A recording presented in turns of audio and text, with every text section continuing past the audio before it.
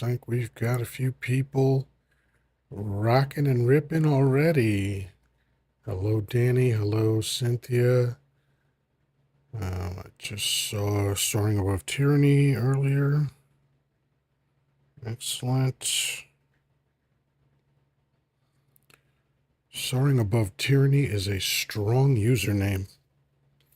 Danny, thank you for the heart me. Appreciate it. Oh, I'm wearing one of these tops that's just going to drift all night. God, my body must be very crooked.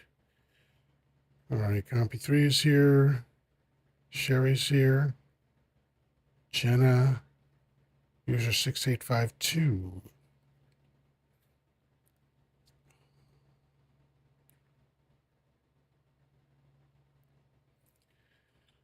All right. Yes, you're welcome. Oh, and Danny is eating up all the chili peppers. Wow. Okay. Thank you for that.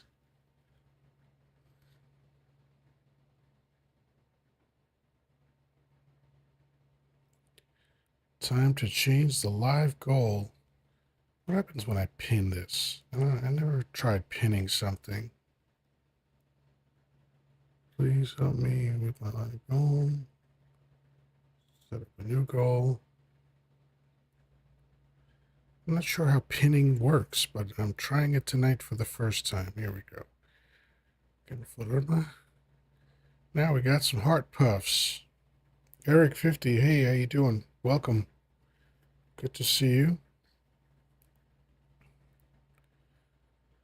All right, folks. So we're off to a good start, and I'm gonna start bringing people up because I have a totally different kind of topic this evening. It's actually something I saw on another platform regarding divorce in a specific state. Very, very interesting stuff. So, Danny, I'm inviting you up. Anyone else that wants to come up, feel free. You can either come up by clicking on one of the request boxes or the word request that might be right over Danny's box. If you don't see either, you can go to the bottom row and click on the gift box, and you will find somewhere in there a heart me. A heart me. Okay? So that's how we let this platform know that we mean business. Hi, Danny. How you doing? I'm doing awesome. I'm having a great evening. I had a great day today in my life. Yeah, Over 200,000. 200,000, man. Beautiful thing. Over. Yeah, that was awesome. That is, and it's a testament to the folks that were listening, because it wasn't like it was a huge crowd. You had mostly under 20 for the whole time, so they really went to work for you. Yeah, and they were. I think the conversation was good. We were kind of branched off in other places, but the topics were spot on today. Well, that's what we can rely on you for. You always come up with excellent topics. All right, good stuff. So my topic today, I was just watching this as I was getting ready. I was brushing my teeth, and I had on a video platform, and I saw a woman talking about a law that passed in Kentucky in 2018. And that law made the default custody for any divorce shared custody, right? Which I think is great. I think that's a great place to start. And what happened eventually was that divorce rates dropped, or the divorce rate dropped in that state by 25%. 25 points, actually. 25 points. So that's pretty significant, I think. The woman that was hosting this channel, she surmised that meant that all this time that women were saying that they were getting divorced because they were unhappy were actually getting divorced because of getting, being able to cash out. And she substantiated that argument by saying, well, what else could it be? Why is it that now that custody is shared automatically, that suddenly women aren't getting divorced anymore? Because wouldn't the same proportion of women be unhappy as before? Or are we to suggest that suddenly women are happier in their marriage? Kind I of an doubt interesting that. idea. Right. So, what's your reaction to that interesting bit of information? Well, as far as the cashing out thing, I can understand where they think they're really gaining by that type of divorce, but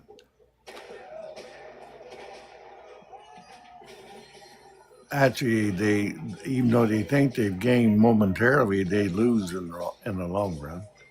How Um, so? well, number one, uh, say for instance you get divorced, you guys split the assets of the home.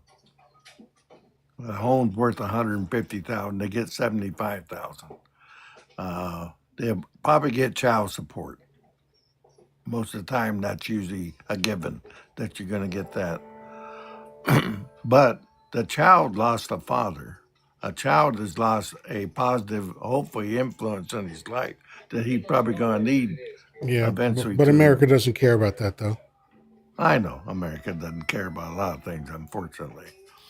But the thing is, if the marriage was so bad, why would they start changing their mind all of a sudden and saying that a shared custody is not, they don't want shared custody, obviously, or they go ahead and get the divorce. Right. But the thing, what's bad about uh, giving, even if you get divorced, what's so bad about giving shared custody? A father should have a right to see his son or daughter or whatever it is. Uh, so to me, it's a double edged sword. Be honest with you. 'Cause if you stay in the marriage and it's a bad marriage, you stay together just because of the kids and stuff like that. The people who are going to take it the worst is going to be the kids. Because if they're not getting along, it's a bad example for the kids. Violence sometimes erupts in it because they're angry, and so they take it out on the kids and stuff like that. So it's. I think the shared custody is a good thing. Why it dropped? Well, I'm guessing they didn't want to. They didn't want to share the custody of the kids. They thought they'd get away, take the money, get the person out, keep the house, whatever their end goal was. Yeah, it seemed like once women couldn't cash out anymore, they said, "Oh well, I guess I'm not getting divorced." I mean, Right. that's the only logical conclusion. I've tried thinking about this, since I heard it. I was like, because women's advocate groups were responding by saying this was unfair because it'll trap women in bad marriages. But by the way, your background is very very loud. Um, Okay. so the it's very interesting that, like, most divorces are initiated by women, and I mean the overwhelming number, right? So we're looking at uh, most of the time it's 68%, but it shoots up to about 90% if the woman is college educated. So, Right. but let's take the lower numbers. 68%, that's two-thirds of the divorces being filed are being filed by women. And it's kind of odd that men are the ones that are labeled home wreckers when it's women that are leaving the marriage and therefore wrecking the home. So now that this state, which I never thought of as a progressive state, but this is actually a very progressive stance. This state said, no, we're going to have shared custody as the default. That way, nobody has to pay anybody any money. Or if it is, it's like it's reduced drastically. It was like Uh, Guys had to spend like on average $800 a month. Now it's down to like $200 a month. That's a really significant change. Yeah. Okay, that we're talking about 10,000 to 2,000. You know, and so now that women can't use a divorce to cash out and get money, they're claiming to be trapped. But that's not what you were claiming before. Before, you were saying you were just unhappy. You were moving on because you were unhappy. That was the number one reason given for divorces. Oh, I'm just unhappy. I think it's basically bored. Women get married and they get all excited for the wedding day. They're not excited for their marriage at all. They just focus on the wedding day. And then when the reality of it sets in, that it's, oh, you're just, you're just at leading a regular life. Oh, suddenly I'm bored and I got to leave. Right. And, and again, this is not every situation, but I think this is the widest swath of what happens normally. Because again, the shared custody technically didn't it really realistically shouldn't have had an impact on the rate of divorce, right? If the reasons that were being given originally for why women were getting divorced were true, then why aren't they still getting divorced for that same reason? When the only thing that changed was the shared custody aspect of it and the financial gain aspect of it. I don't know. It sounds like why did they get married in the first place? Well, I know It's why they got married in the first place, because of the propaganda about marriage. Because right. you're taught your whole life that that's what you're supposed to do. We're all given the same Programs, yeah, bullshit program. prescription, right? Yeah, Oh, you have yeah. to go to school so you can get a good job, and then you have to Gotta have a go to wife, and you college. have to have Yeah, children, and yeah, da da da da da da da, yeah. right? And meanwhile, that doesn't work out for most people, but they're still pushing that on us because that's how the wealthy people keep making money. They keep convincing us to get caught up in this bullshit that only benefits them. And in most states, marriage is a terrible deal for men, because here's a man that whatever he has, whatever he's built up in his life, chances are he's going to lose most or all of it just so, oh, the Yeah. woman has to maintain her lifestyle and all that other stuff.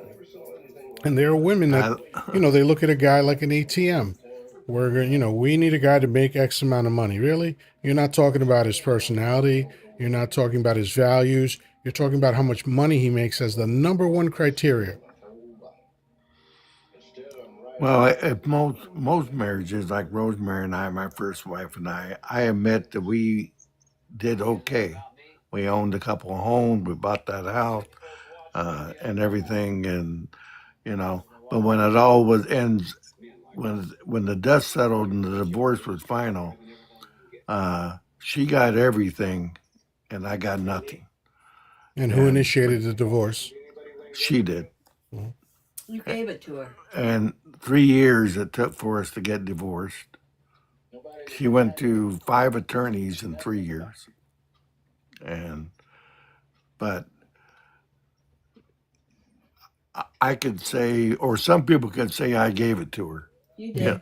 you know. and by the way, the people that are disagreeing with me, you're not disagreeing with me. I'm citing statistics. So you can disagree with statistics all you like, but that's fine. That's got nothing to do with me.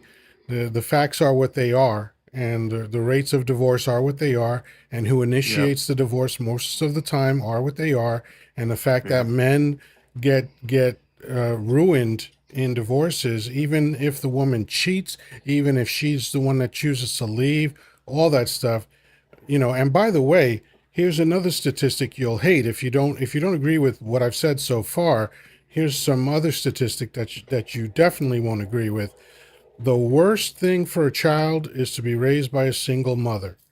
Again, that's not me yes, talking. That's based on the actual statistics, where you see that when a child is raised by a father alone, they get the same outcomes as when a child is raised by a mother and father together, But the worst outcomes are when a child is raised by a single mother. And there's a long list of things that go wrong for children when they're raised by single mothers. And maybe there's mitigating reasons for that, but that is the statistic. You're saying BS, but that's fine. You can and you're putting my name after it as though I invented these statistics. I didn't. This is what happens. These are the studies that have been done. Divorce lawyers will tell you the same. Social workers will tell you the same. I don't just hear a statistic and then accept it. I look into it and see, where's it come from? How was it tabulated? Who is saying these things? Are there experts agreeing with this? Is it just people, regular people that are expressing opinions? Because everybody has their subjective experience, but your subjective experience doesn't change the reality of the situation. If I haven't looked it up, but when I was working in the prison system 30 years ago, uh, I believe there was a high rate of incarceration. Those that were in prison uh, were raised by single mothers. Yep, that's one of the statistics.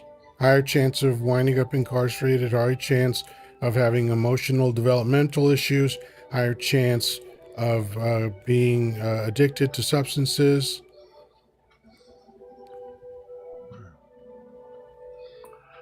Anyway, that was just something I thought about since you were talking about that when I worked at Cedar Creek Yeah, Correctional Facility many years ago. yeah. And uh, people can get upset with me if they want to, but I'm not inventing these statistics. I'm reading them. You know, and I notice that anytime I say anything that paints women in a negative way, then suddenly I'm full of shit. You know. Well, I think we all every once in a while say something that gets everybody mad at us or No, disagree with no, us, and it's that just it's happens. just women It that get happens. mad at me for Oh, for I have any both in anytime my I talk case. about women. You know, they get mad, and that's fine. I'm used to it. This has been going on for a long time. You know, and I'm not even up here saying women are this, that, or the other thing. I'm literally just reciting statistics.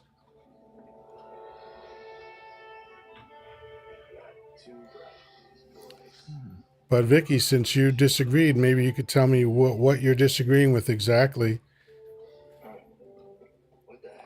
I and think anybody Cynthia else. does too. So you Yeah, might Cynthia want said to, Cynthia was the one that said BS Yoda, as if I'm yeah, I'm inventing these statistics. maybe Cynthia should come up and educate us a little bit. Well, Cynthia, I think, is usually working at this time, so she might not be able to come up. But Vicky, if you would like to, feel free to join the party. Vicky has accepted the invitation. All right, loading, loading, loading, loading. Hello, Vicky. How you doing? Oh, I'm okay. Sorry, my asthma's kicking my butt today. Oh, bummer. Sorry to hear that. So what I will what part of admit what that I? after you said, I'm sorry. Go ahead. I was going to say, I will admit after you said that, I did look it up, and basically what you said, I don't agree with those statistics because Which one? Which statistics did you the look up? ones it's about 70% of it being initiated by women. Mm-hmm. And you looked them Um, up, and what did you find? I mean, it was exactly what you said. Mm-hmm. It was, or at least the AI synopsis was 70% were initiated by women and Mm-hmm. 90% by college educated women. But you disagree I with guess that. I'm one of those outliers. You could I be, but am a college you know educated that woman. your personal experience is part of the statistic, but it doesn't change the statistic.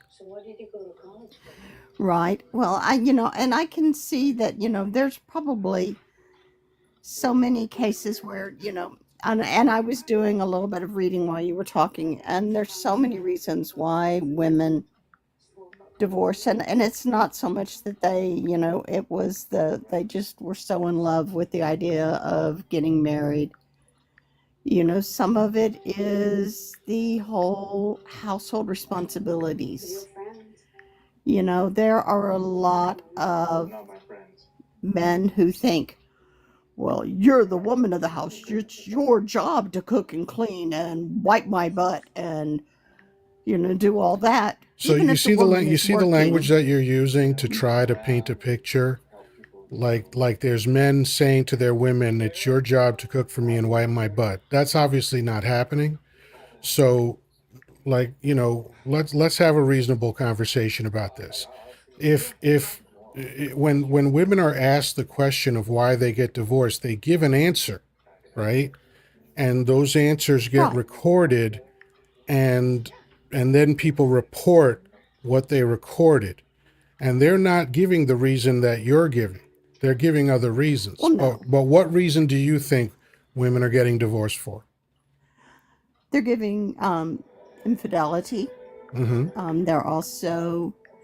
They're giving, the, oh, what is the term whenever they just basically grow apart? Mm-hmm. I forget, Yeah, boredom is the term. Um, But so infidelity is not number one. It's not even in the top five, if I recall correctly. So if that was the main reason, why aren't women saying that?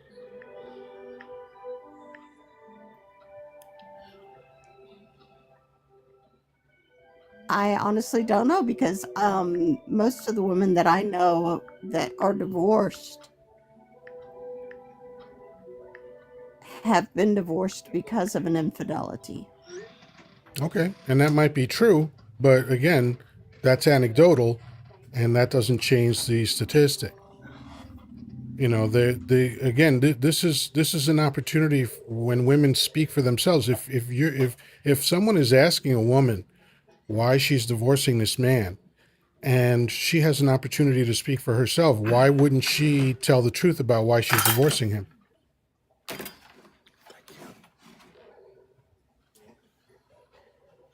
Well, you can, in some states you can't. You can only say things like irreconcilable differences. No, You can't you're talking put about down legally. You're talking about adultery. legally, right? I'm talking Yeah. about what women say when they are asked, "Why did you divorce this man?" This has nothing to do with the court system. I don't know, I don't know where this data is gathered from. I'd like to Right, know exactly right. because Okay. it just doesn't make sense What to source me. would satisfy you? I don't know. Okay.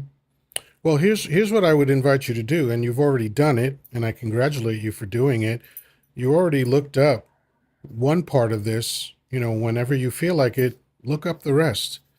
And this is this is what I've seen consistently. Every time I do a search for it, I see several different articles from psychologists, from attorneys, from the court system, from social workers, and I see them saying the same thing all around. So I have to conclude that that information is accurate. AC in the house, what's up, man? Thank you for knocking out some heart puffs. So let's see.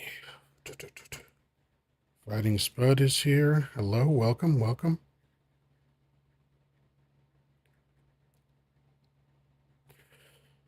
Fighting Spud said, when parents can cooperate or coexist, it benefits the development of child or of children. Yeah, yeah. And what's very interesting again, if we're talking about outcomes for children, right? Um, the data that we have, and the first time I heard this, by the way, was a female divorce lawyer giving a TED talk. This was what sparked my attention and made me dive in and look into this. a female divorce lawyer giving a TED talk said that there are two types of outcomes that work for children and one that doesn't. She said if a child is raised in a house with both mom and dad, that works out well for the child. If a child is raised just by dad, they get the same results as the child raised by mom and dad. But if the child is raised by just a mom, those are the worst outcomes by far. And that information is consistent no matter where I look for it. So, yeah, I mean, I agree that there's an ideal situation. Mom and dad, or two dads, or two moms. I'm guessing it's all probably the same. When there's two people looking after children, that's the ideal situation. And the second most ideal situation seems to be, according to the data, just fathers raising their children alone. And then once we start looking at the statistics of a woman raising them alone, and look, I understand that there's mitigating factors to this. I'm just giving you the data, right? When a woman is raising a child alone, that's the worst outcomes for a child. Worst as far as the prison system, worse as far as substance abuse, worse as far as developmental issues and emotional issues. Jane 46 says because mom gives in to what they want, that's possible.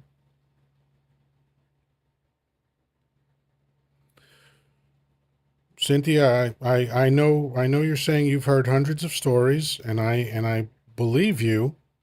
Um, uh, yeah, again, what you're relating to me is anecdotal, and I believe you 100%. And nothing in this statistic is saying that if a child is raised by two people, it's guaranteed that everything is going to work out. They're talking about probability. Welcome back, Vicky.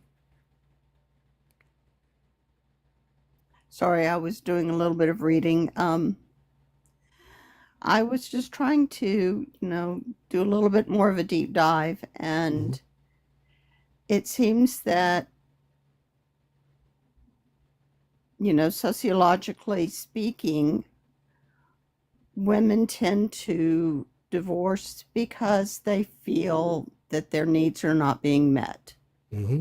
either financially, emotionally, within the home, sexually, because their mate is seeking sex outside of the house, or, they're not helping with the By kids. the way, did it say that when you read sexually? Did it say because the mate is seeking sex outside the house? It did state due to, and it did state due to infidelity, Mm-hmm. And or the rate of just female infidelity is almost exactly the same as the rate of male right, infidelity, right? Okay. because I mean it takes two to tango, Mm-hmm. you know. Or in my ex-husband's case, it took a lot to tango. He, but and I am probably looking at this through very jaded eyes because my ex-husband was a serial philanderer. Yeah. No, you have your experience, and nothing that I'm ever going to say is going to try to tell you that your experience is not true. Of course, your experience is what happened to you. What I'm saying is that your experience is doesn't tell the whole picture of all the data that's taken in.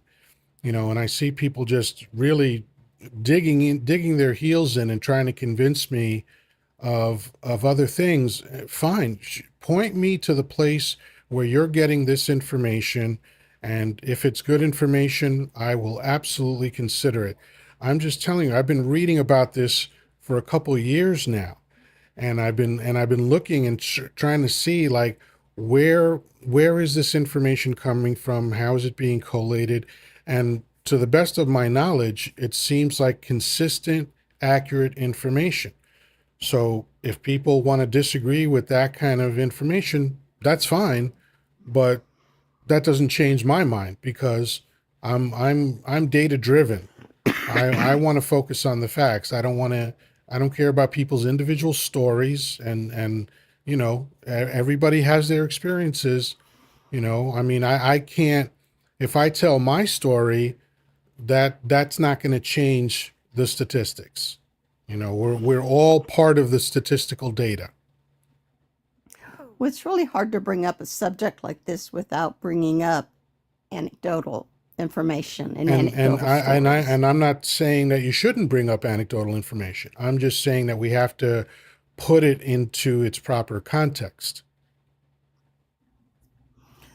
It's like, I have been a single mom. I did have a partner. However, he did not take a hand in raising my children. He stepped back from that. So I essentially was a single mom for my kids, for my son's entire life. And then my daughter, whenever she graduated, she went away to college and that was it. Hey, Fighting Spud. Ricky's doing hosting job for me. Hi, Fighting Spud. How are you? How are you guys doing? I'm good. I'm good. This is a very interesting talking point or conversation, and of course, becomes anecdotal very quickly with different upbringings, which can very vastly differ. Because of course, there's anomalies. Like of course, the statistics are absolutely a thing, but of course, there's anomalies, and something of this nature certainly brings people to create it to be more about self. I was lucky to have two parents. I didn't I'm not going to get too deep into that, but I think coexisting, co-parenting is ideal. That's not always the luxury of many, but even if people aren't together, I really encourage people to seek therapy for dynamics. You don't have to necessarily be together to even go the therapy route for the child of how to co-parent together, because I think it's beneficial, ideally, if possible. Yeah. So, were you here from the top where I explained the statistic about Kentucky? No, sir. Okay. So the reason I brought this up is because I saw a story about Kentucky and then I confirmed it, where in 2018 they passed a new law regarding divorce, and that is by default now, whoever wants to get a divorce, they're shared custody, right? So now there's no longer a financial incentive behind getting divorced, and divorces dropped by 25 points in Kentucky. It's interesting, certainly. So, nationwide it's 50%. In Kentucky it's 25%. And, I don't think it's a coincidence that that rate suddenly fell after this new law kicked in.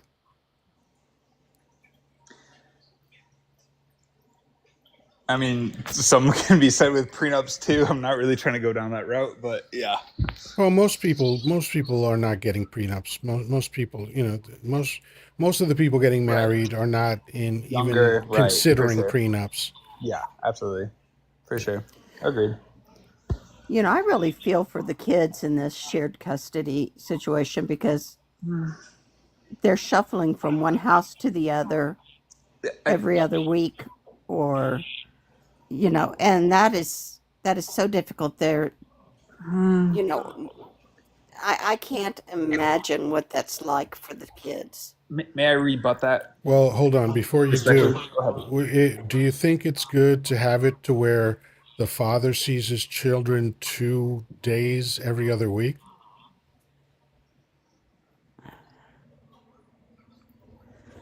I think the father should have more than that. I mean, I wanted my ex-husband to spend as much time with my kids as he Right. But wanted. this is what more than that looks like, right? If you're saying you want children to have their father in their life, this is what Kentucky just did. Kentucky made sure then now divorce is equitable and there's no financial motivation behind it, and now the children are going to be influenced by both parents equally.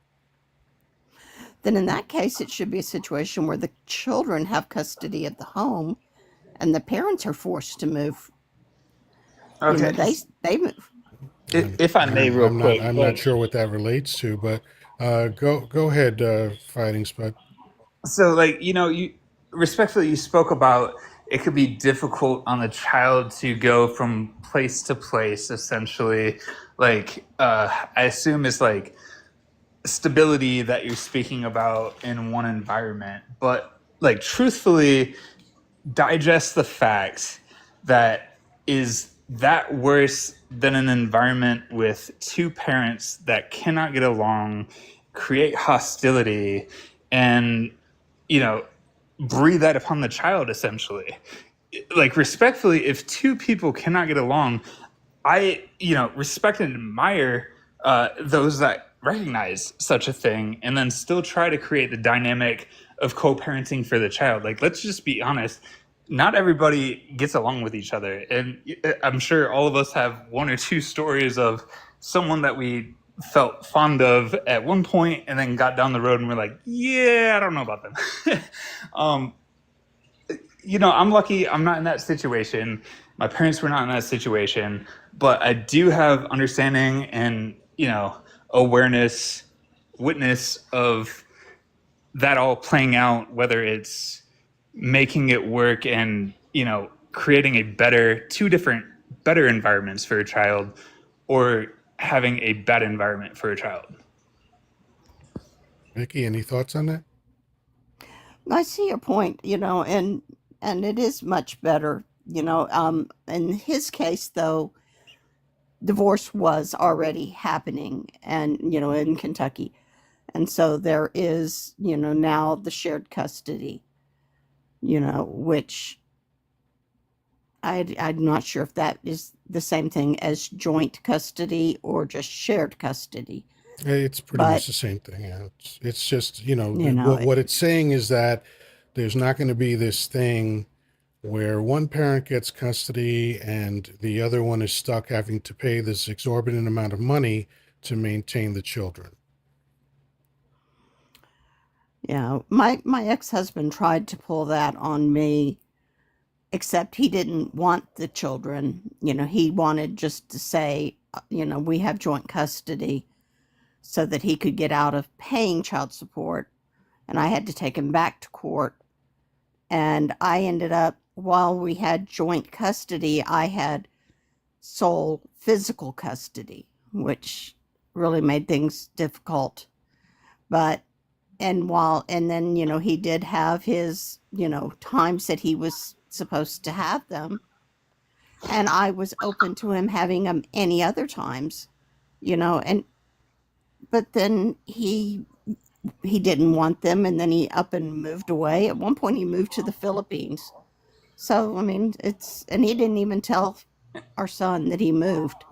And Yeah, that's so that's very he was obviously a loser, so I yeah. get that, and those Yeah. guys are out there. But let me, since we're delving into anecdotes or anecdotal stories, how many of us know women who have kept their children from their father out of spite? Oh God, like a weapon. It's unfortunate, and both can be said both ways, but it is more unfortunately prominent with women due to statistically the ruling of the courts. Don't hate me. Yeah, I mean, I don't know how to quantify it. I just know that I've seen this over and over and over again. Divorced men tell me that story constantly. Oh, she's speaking badly against me. Like one of the things that I tried to get my ex-wife to agree to, my son's mother, my first ex-wife, was like, let's not speak badly about each other to our child, like, or even near our child. Let's not say anything bad about the other person, no matter how you feel. Work it out with me, or whatever, but don't expose him to that. And I wasn't completely successful with that, but I'm glad that I at least attempted that, because I have seen over and over and over again that women will try to poison their children against their father, and all you're doing is hurting the children. You're not, Yeah, yeah, you're hurting the father, of course, but you're really hurting your children. in devil's advocate, same can be said about a man, speaking ill about the mother of why things may have not worked and why he left her. Of Woo, woo, course, yeah, woo. either Yeah, of one. course. But But if but but I if but fully if the agree. woman has Yep. custody and she's Yes. keeping the man from seeing Yeah. his Both are wrong. children, 100%. Yes, it's then wrong. this is a terrible situation. And speaking ill about the other in front of the child is bad, if especially if the other partner, if both parents want to engage and be there for the child. And that's why I still say, whether it's a relationship or whether it's co-parenting, therapy to figure out dynamics, Most understanding people aren't going to coexistence is a therapy. good thing. Most people Yeah, I don't. know, Look, and that's why we the we need to problem advocate for it. the problem is that there's no criteria for allowing people to have children. Yeah, I agree. It's there's no preparation for it. There's no courses.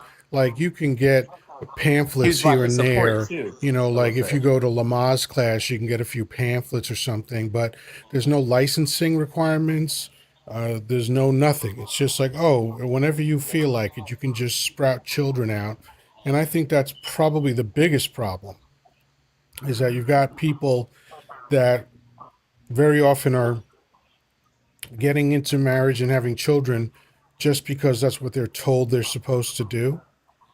And there's a lot of people that realize too late, oh, I don't even really like children. I heard a woman say that once, and I thought it was extremely courageous of her to be able to admit that, you know. But Agreed. but that's a real thing. Yes, it is. On It's a both sides, real thing 100%. that sometimes people who don't like children wind up having children just because that's the thing to do. So I ask this: why do you think that is? Do you think that it has a lot to do with the narrative of birth control potential? AB. I don't know if I can say that. You know what I'm saying? Trying to get at Yeah. the and then also the lack of education and support after a child is born, because there's so many people that care about a child being born but then disregard anything and everything once the child is born, right? Well, yeah. I mean, so just like any complex issue in any area of life, this is a multivariate thing. It requires a multivariate analysis to try to get the best picture possible for why these things are. And it's not just one thing, obviously. There's a lot of influences that contribute to why the world is the way it is, why America is the way it is, but I think part of it, a foundational part of it, is that we are programmed by our DNA to procreate, because the species has to continue.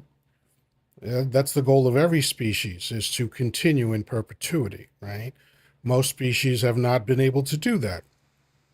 I have read And that's somewhere where like 90% of all species that have ever existed have perished.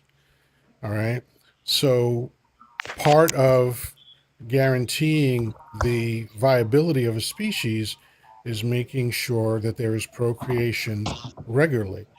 And like right. we see countries like China did their initiative a while back, and this is a long time ago. This is probably in the 30s or 40s or something, where there was only one child allowed in each household because the population was exploding and the government didn't know how to handle all these people. And they were worried about starvation and other things. So they came up with the unfortunately terrible idea of saying you can only have one child, because that led to a lot of infant girls being dispatched by their parents because they wanted a boy, which is a horrifying thing. But also, there's things like economic instability tends to lower birth rates. That's a big factor in America, right? That's why CK and who else? Fucker Carlson are always talking about YT replacement theory. They're seeing that black and brown people are outpopulating YT people, and it makes them very, very nervous. They think it's a conspiracy. I think it's mostly country music. You just can't bang to that shit, you know? So, there's a lot of things that factor into what's going on, and some of it is cultural, some of it is religious, which is an offshoot of culture, some of it is DNA. There's a lot of things that play into this, but we are all told, we are all raised with the expectation that we're going to have children, right? Like if you get to a certain age and you haven't had a child yet, almost every adult in your life is going to start asking you, well, when are you going to have a family? When are you going to have a family? When are you going to have a family? You know, but that's just a human thing. Yeah, Cynthia Going says back no. to We the don't. whole We thing. don't like the misogyny, right? I don't like misogyny either. And you know what else I don't like? Misandry, right? Which is the hatred of men. So, and that's alive and well in America. So yes, I agree that both of those things are terrible.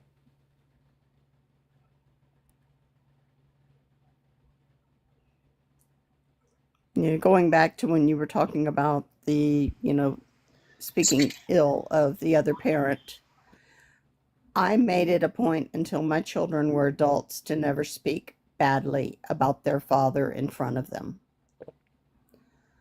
I wanted them to gather their own opinions and views on him based upon his actions. And my daughter, when she was in high school, had a boyfriend, loved that young man. I thought he was so great, you know. He gave her a little promise ring. She showed her husband, she showed her dad. Her dad asked her when she was due. So my daughter is very, very much of a kind of a person that she doesn't forgive easily. She cut him off. And she didn't speak to him again until about a year before he died. It's just you don't say something like that to a teenage girl. I mean, if she's pregnant, it's her thing. But, she was excited about this ring that her boyfriend gave her, and it was a beautiful little ring. He spent a lot of money on it. It wasn't just a chip, Another you scam, know. but yes, Yeah, but it was, I mean, it wasn't a prom, I mean, it was like a pre-engagement ring type thing. But, it turned out that he ended up being screwing around on her like other guys do. But, she's now with the love of her life. And Too. Other women do too. Respectfully, it goes both yeah, they sides. do You can't too. generalize. I no, I know, know, but I but am. this is what I'm slips. This doing is it what based slips. So upon my this is what experience. slips so casually into conversation constantly about how horrible men are. And then when you look at the stats, like even with violence, the stats are not what you think they are. I have looked into these things extensively, and the propaganda about that shit, that it's all men, is completely bullshit.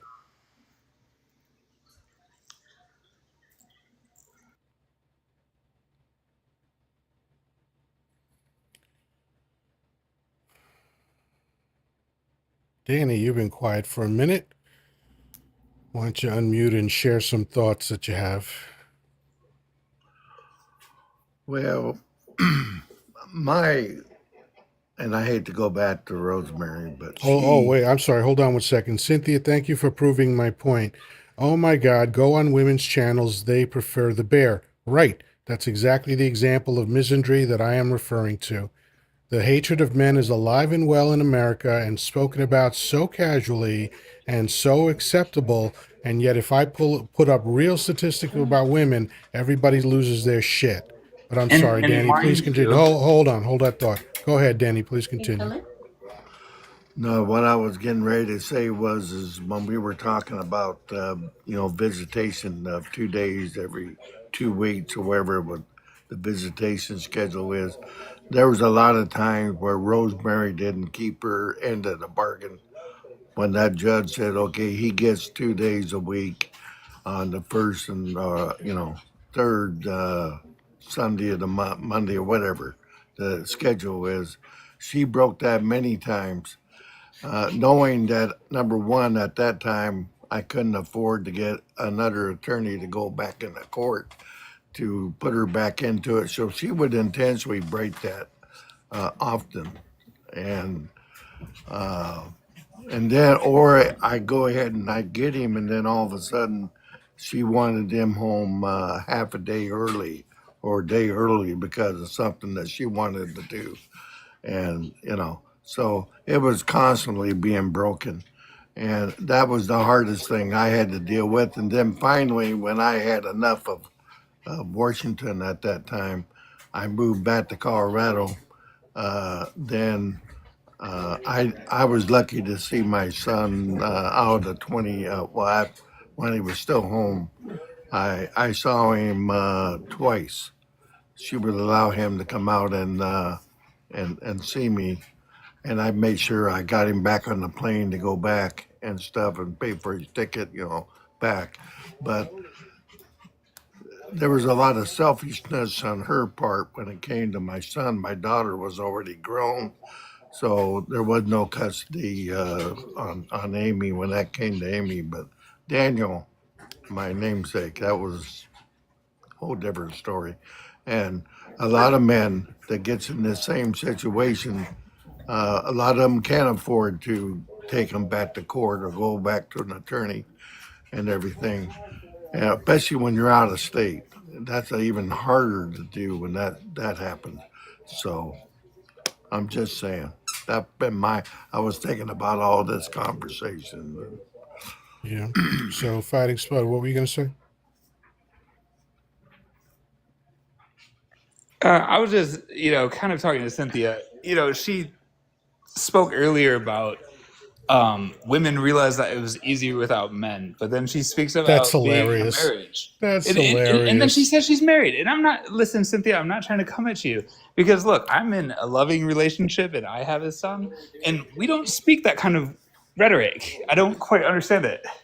So let's figure out the reality of what men have done for women in the world, right?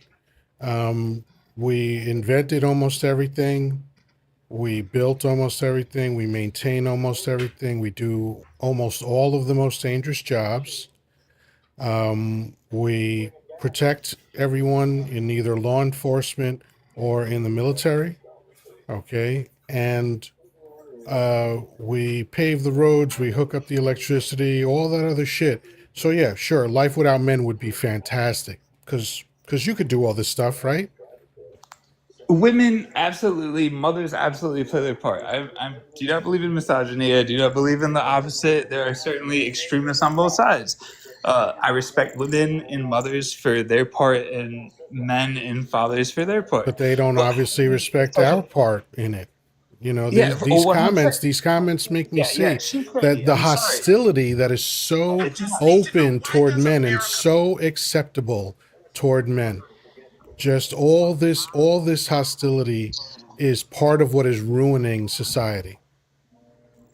like, and ultimately, like, hey, can we all say a relationship that didn't work and it was fucking terrible? Hell yeah, I know I can. But like, it's a partnership. It's a partnership, and that's what it has to be. It's not anything different than that. And that's why, like, generalizations of like, oh, they're terrible, oh, they're terrible, woo, woo, woo, it's just fucking ignorant. Yeah.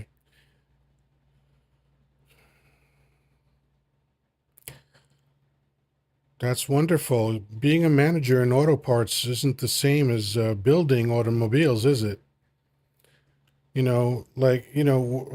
Women talk about fighting for the right to vote, right? First of all, most women didn't want the right to vote at the time the suffragette movement was up and running, and there were no fights because there were no battles. So you asked for it, and eventually, you know who gave it to you? Men did. It was an all male Supreme Court that gave women the right to vote. But here's the interesting part. Women got the right to vote without all of the responsibility of the right to vote because they never had to sign up for the selective service system for the draft. Okay, so the world was built around protecting women, which I totally agree with. But then to have to say that men are useless and we don't need men and women prefer the bear, you're all fucked up for saying that shit.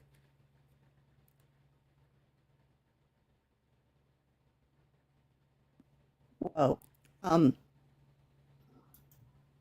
I'm not liking where this is going.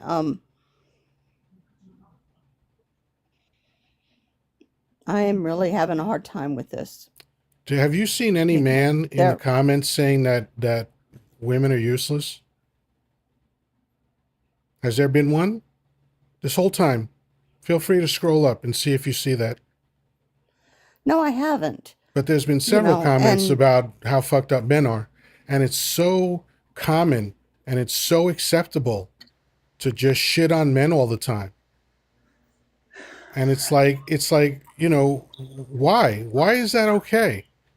Look, man, I absolutely value Hold on, women, let me get value Vicky's mothership. answer to that question. Why is that okay, Vicky?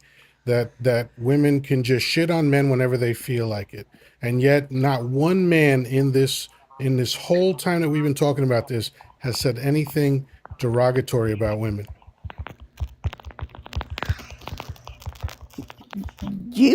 I feel like you're attacking us, Yoda. By giving I feel statistics that's like you're attacking you. talking towards us. Oh, really? What have I said No, detrimental about you're women? not just the statistics. Okay, what have I said? Tell me what I've said that No, was whenever an attack on women. well, you won't even let me get two words out. I'm asking you, what did I say? Whenever Cynthia said something about the bear, you were giving her all shades of grief, and Oh, so my being very response to having men accusatory, shit and on you was went into negative. this, Okay, got it. and it's not only men that have done everything. Madame Curie, I there didn't are say all it was those all. I women didn't say it was men that scientists. had done everything. I said most. I I'm choose just my going to words mute very myself for a carefully. I while. said we built almost everything. We invented almost everything. We maintain almost everything. I didn't say all. Am I wrong in saying that? Is anything I said not true?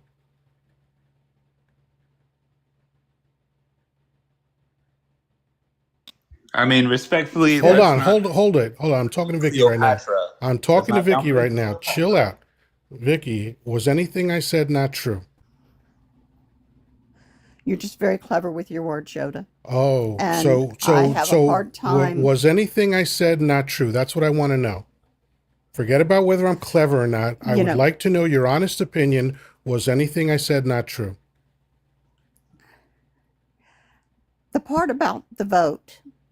We Mm-hmm. got the right to vote Mm-hmm. without the responsibility Mm-hmm. of having to register for the draft. Mm-hmm. Men had the right to vote without the requirement of the draft forever.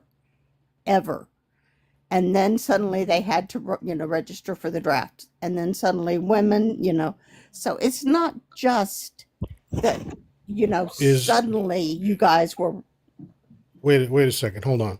Do women have to register for the selective service system? No, but men Do didn't men have have to? to But do forever. men have to? Do men have to? Yeah, they do. Okay. So what are we Now, disagreeing about?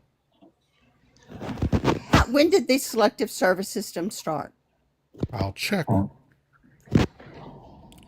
But you still haven't answered my question if anything that I said was not true.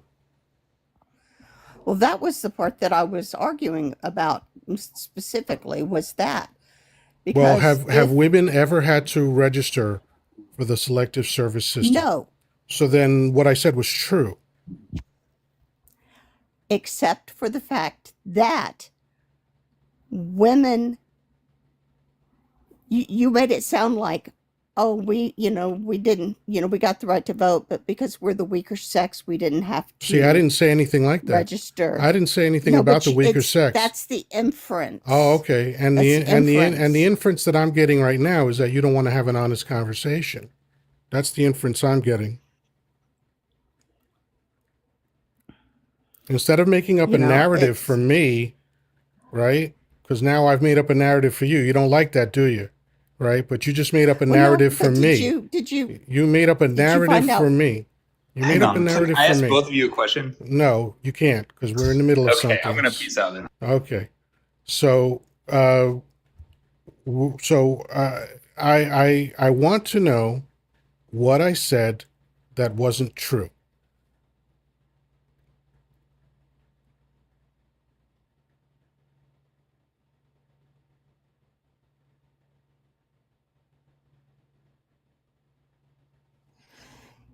I'm having a hard time with the whole bit about women are getting the right to vote and not having to register, What? Okay. because What?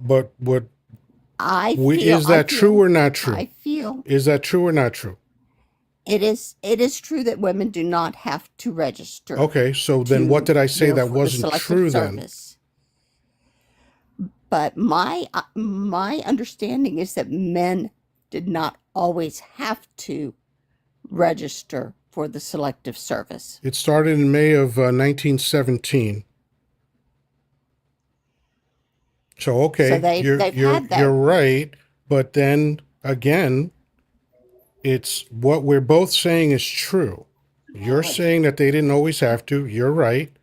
And I'm saying that since 1917, they have had to, and women have not had to, which is also right. Is it not?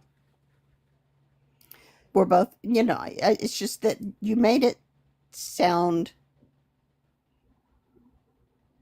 in my understanding, a little derogatory, and That's how so you took it, I and I wanted get to that. point that out. That's not how I made it sound. That's how you took it, and I don't, and that's fine. You can take whatever inference you want from what I'm saying, but again, you're trying to characterize what I said, but you started off by trying to suggest that what I was saying was not true.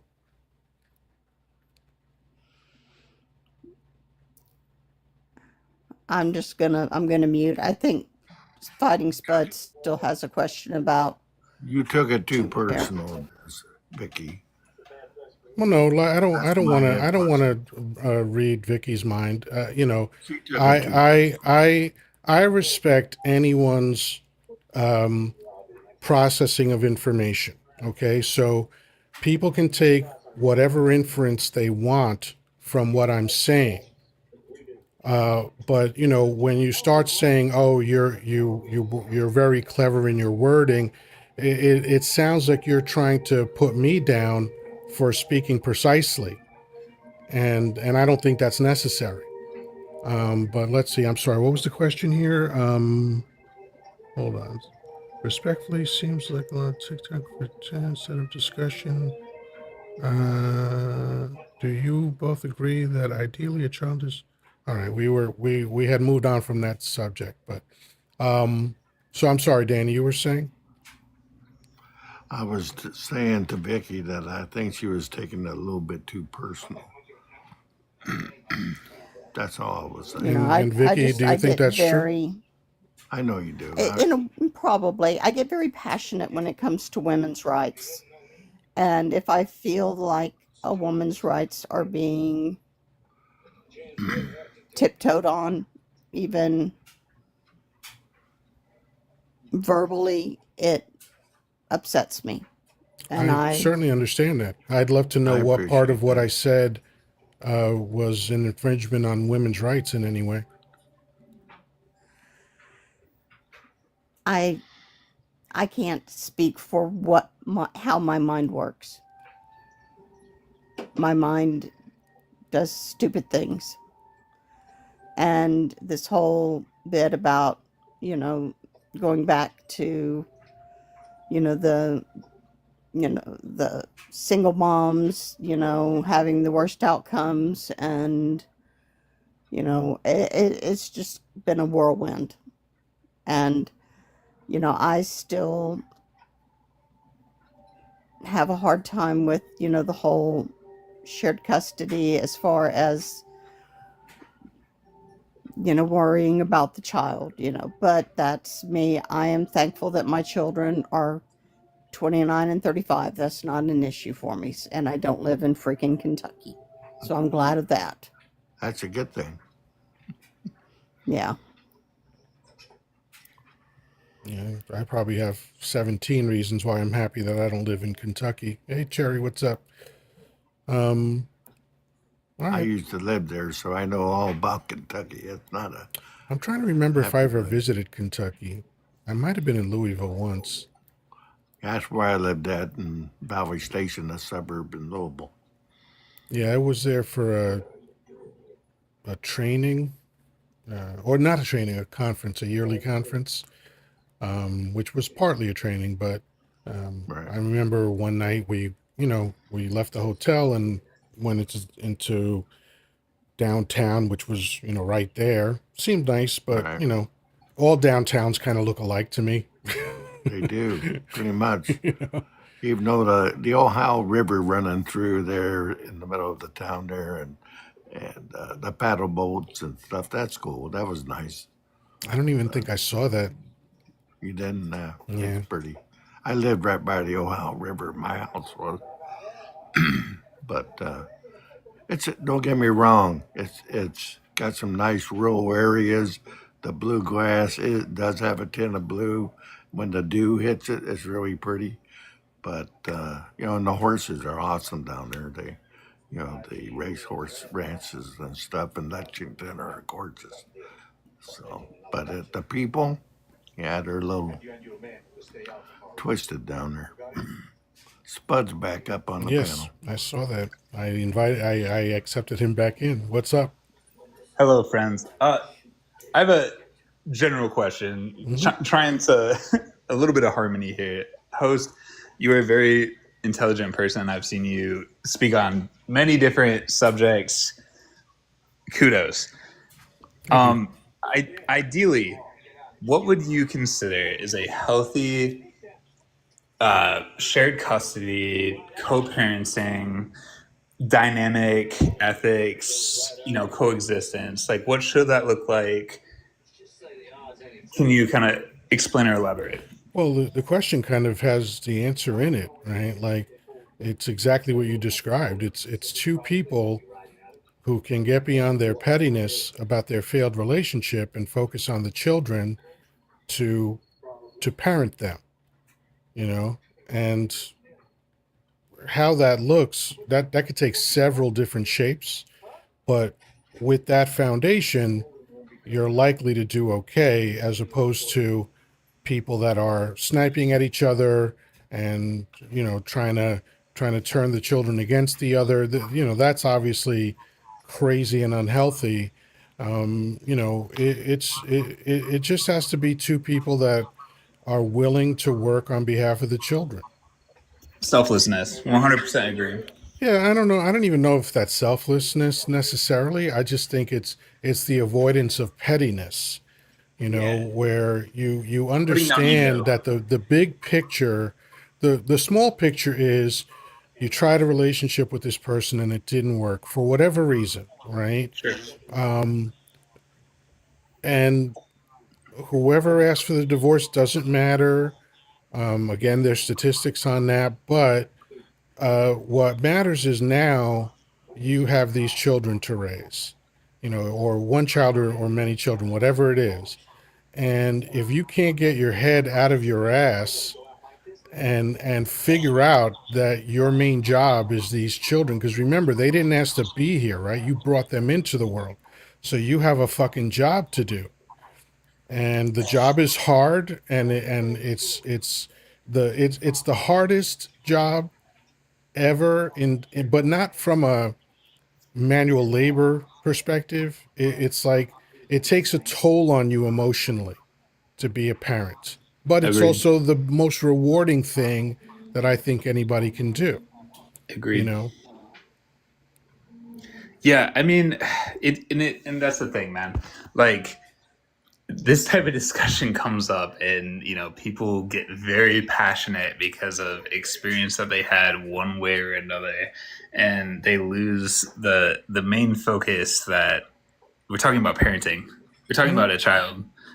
Put the egos down, put the wrongdoings, the pettiness, like you said, and figure this shit out.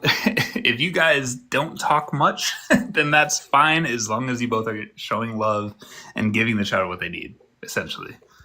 Yeah, yeah. And again, it's people get into marriage and having children for a lot of reasons. I think a lot of it has to do with just DNA and habit, right? But now we got 8 billion of us on the planet. So obviously our survival is not in question right now. So now maybe we could start saying like, you know, are there reasons not to have children? Yeah, like if you don't want to put children first, then that's the reason not to have them. Because to have to just give birth to these people who you're going to turn into emotional wrecks doesn't make fucking sense, and it doesn't help anybody. Look at all the mental health issues that are going on in America right now because society has just like lost its focus, and we're in all these other things that have nothing to do with being alive and thriving as a human being. Like we're told, okay, you have to work to get everything that you need. Okay, so that's essentially forced labor, right? You're told that in order to exist in America, you have to generate income and you're forced to work. Fine. I accept that if you then turn around and say, if anything goes wrong, you're going to be taken care of. See, because that's a fair deal. If you're going to force me to work, which is just another form of slavery, right? I used to refer to my billion-dollar corporate gigs as high priced plantations, okay? Because that's what they were to me. So if you're going to force us to work, can you also, since you have all the fucking money and all the resources, can you also make sure that nobody falls through the cracks? We know that's possible because FDR showed that it was possible. So what changed? What changed that now people are just falling through the cracks left and right? The fucking New Deal. Don't get me started. But the New Deal was like the the exception to the rule, right? And funny enough, that's when America had the fastest economic growth and the longest sustained economic growth. And not to say that life was perfect or all that other shit. There were still whites only signs all over the place and people getting strung up. I am fully aware of that. But in terms of just societal growth, that contributed to tremendously. People with the ability to have a family where one person decided I'm going to be the breadwinner and the other person decided that I'm going to take care of the children, and those people were never in peril. Like they could pay for everything with that one job. And then as the oligarchs kept squeezing us, then both parents had to get into the workforce, and that changed everything. And things have been going downhill since then. And that was right around like 1970. That's when McDonald's got popular because it's like, oh, Trickle down two people economics. working, people didn't have time to cook. So, oh, isn't it convenient that we have a restaurant where we can get food quickly? And that was sort of like just exploitation essentially. Like we've really this culture is a really fucked up culture in my opinion, and it's because Hell the yeah. people that own everything and run everything have made it fucked up. That's why they're called predators. Yeah. Yeah, Danny gave me some new marching orders in a post that he made. Let's not call them the wealth class anymore. Let's call them the predator class. I fucking love that idea. Because that's what they feel like to me. Extortioners, These essentially. people that can look at children and the elderly and people that are sick and just be like, fuck it, they're on their own. That's a fucked up society.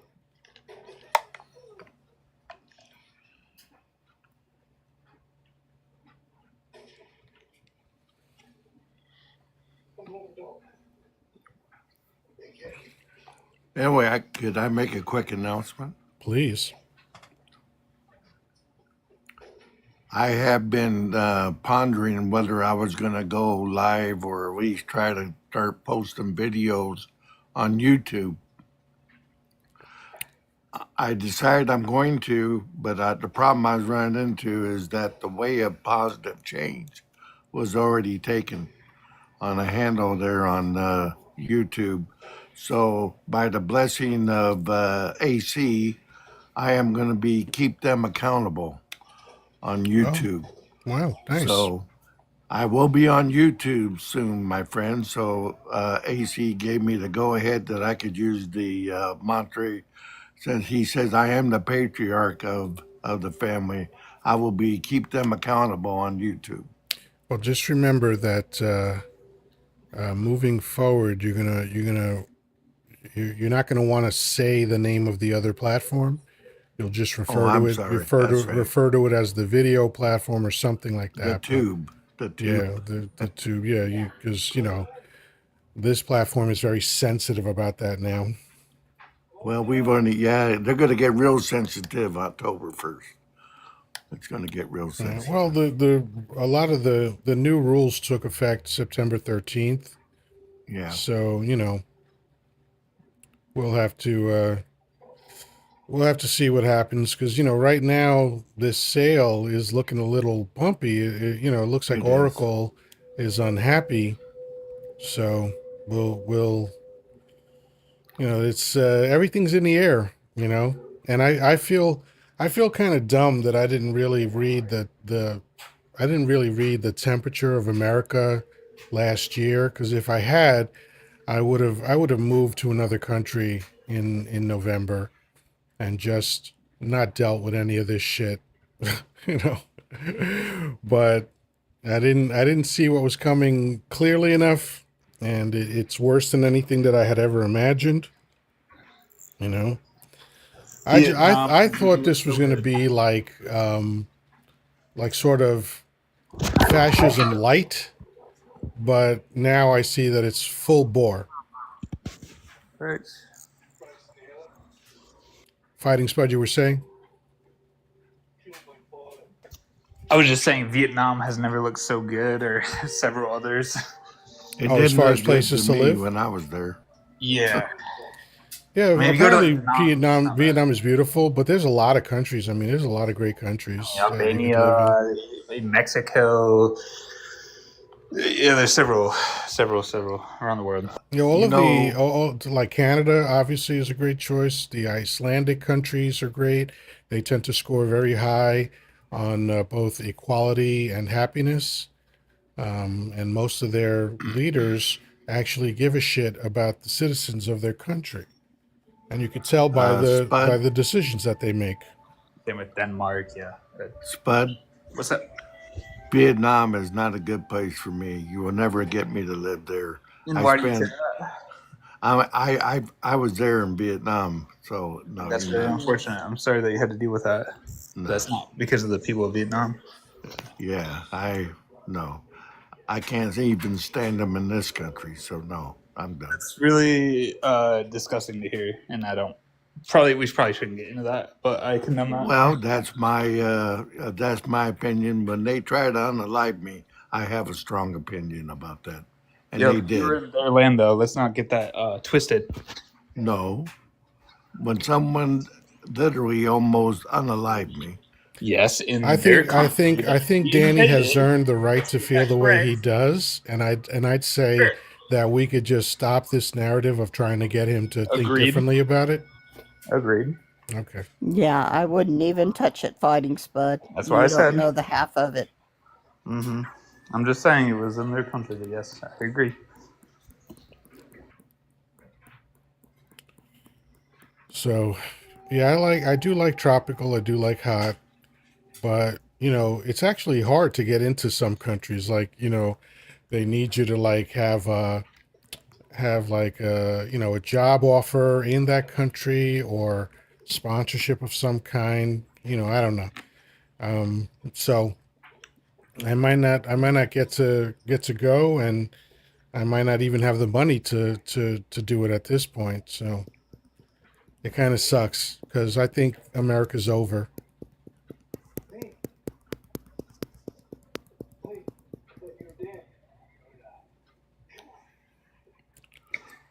I'm sorry.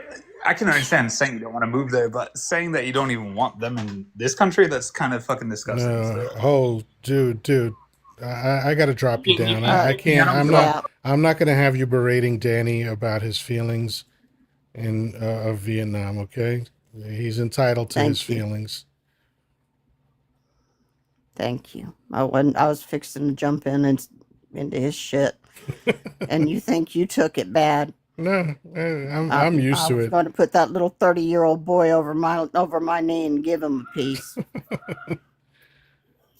Yeah, Because I mean, I'm old enough to be his mom and then some, and and I plus, will go to Danny bat didn't for even my say big that. He brother. didn't say anything about not wanting them in this country. You know, I don't.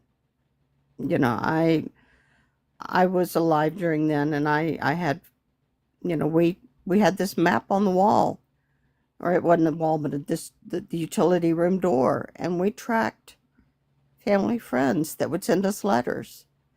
Well, he was here this time, you know, and it was, you know, I was, you know, in elementary school, but I remember this, you know, and one of them didn't come home.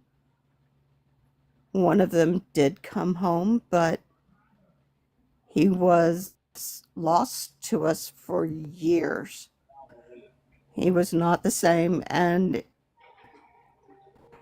it wasn't until he found people like Danny. He got a group of found a group of people, and now he volunteers at funerals and does an honor guard. Oh wow, And he served in the honor guard for my dad's funeral. You that's know, because my excellent. dad was a World War II vet. Yeah. So So Danny, yeah, so that made maybe me. I misheard you. Did you say that you didn't want Vietnamese in America? I said I didn't like him here in America. Gotcha. Wanting and liking is two different stories. I agree. Seeing them. I agree. And I can I said I understand didn't that. like him I here. totally can understand that.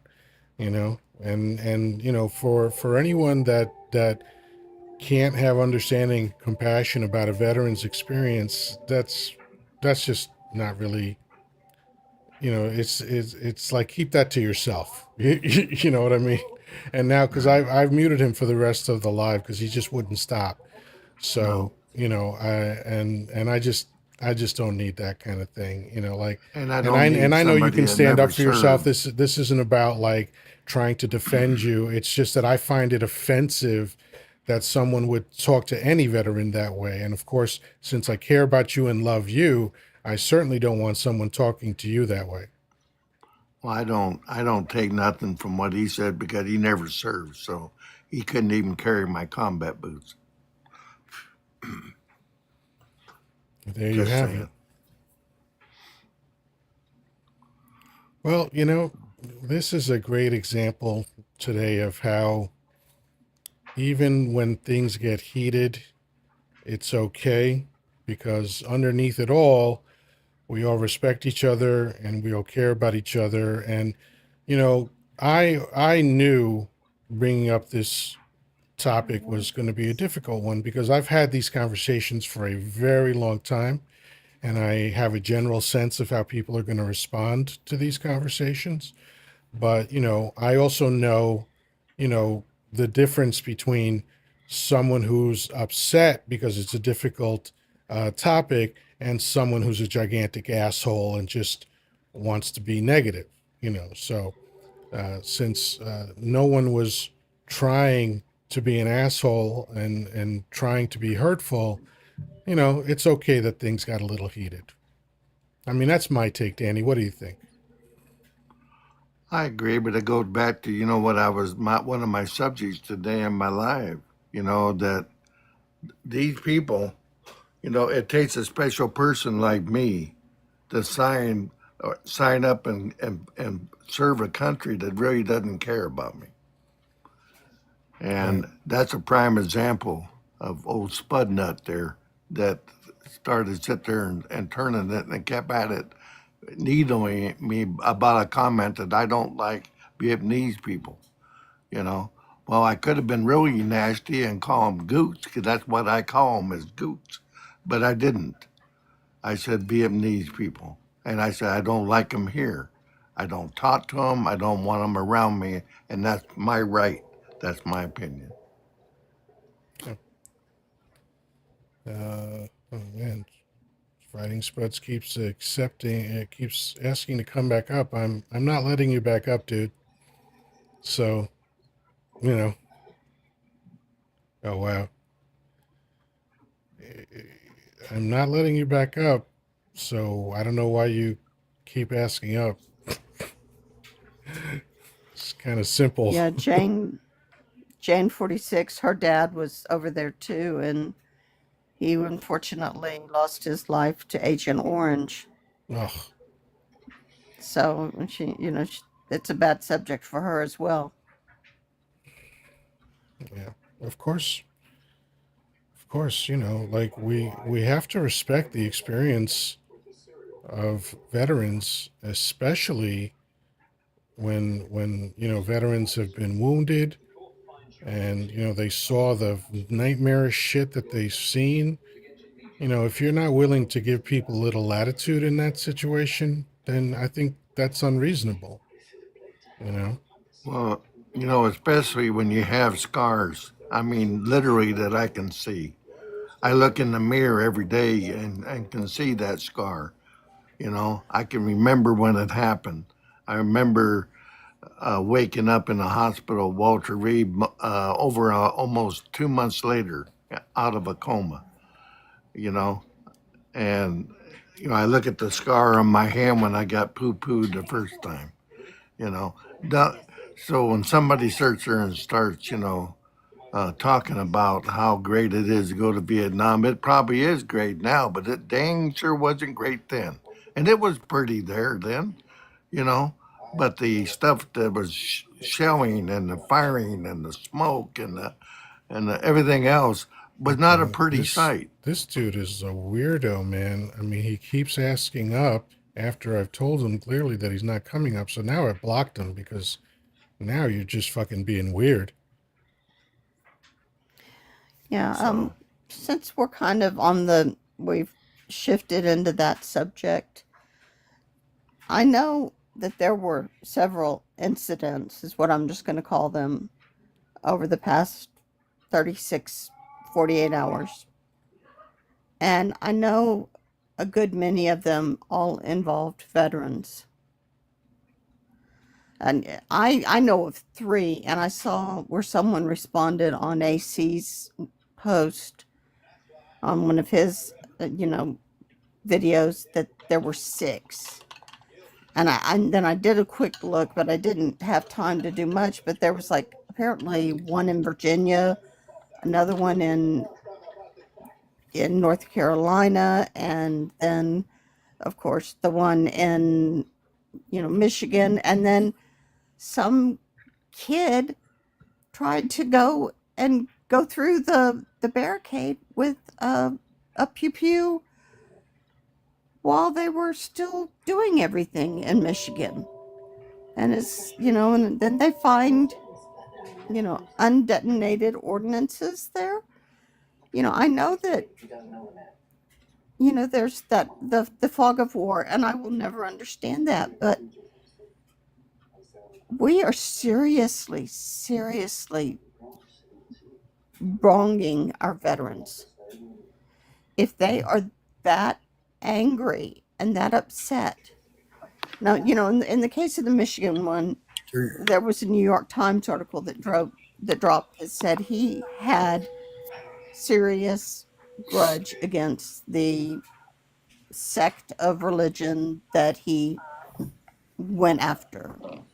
I don't want to say, because I don't want to trigger anything, but he had, an issue with that religion. And so I was like, okay, but the others, it's like, and of course the one in Texas, that one is really worrisome because of the individual's melanin.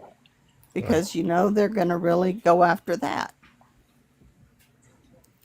But it's just something. Everybody is so angry, and we are we are not honoring our pledge to our veterans. Well, I don't think America ever has, but you know, I've spoken about that many times. Eric, how you doing? Pretty good. How are you, sir? I am okay. I am okay. I do have something to say in response to what Vicky said, because the last time I checked, which was a few hours ago, was like within about 24 hours, there were 4 instances, and maybe there have been two more since then. But in this idea of the anger, um, it's clearly not everybody that's experiencing this anger, because um, people on the left have not spent the last 10 years uh, vilifying just calling everybody sick and twisted and PDF files and all this other stuff. And, that side spends a lot of time fostering anger. The right spends a lot of time talking about, losing their country, and brown people are taking all their jobs, and leftists are ruining the world, and, they're drinking the blood of children, all this wild shit for the last Oh 10 yeah. years. And so this is the logical conclusion to all of that. And it's probably going to get worse. Because, we saw what happened when CK met his demise.